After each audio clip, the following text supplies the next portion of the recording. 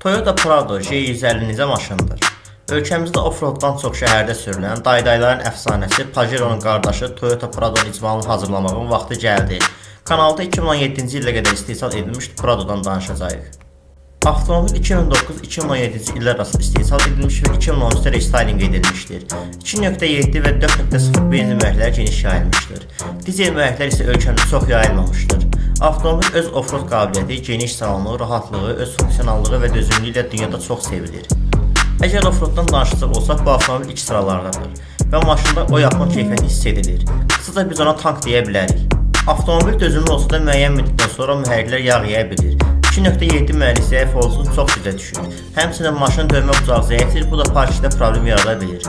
Həmçinin avtomobilin benzin sərfiyyatı çoxdur və ehtiyat hissələri baha ola bilir.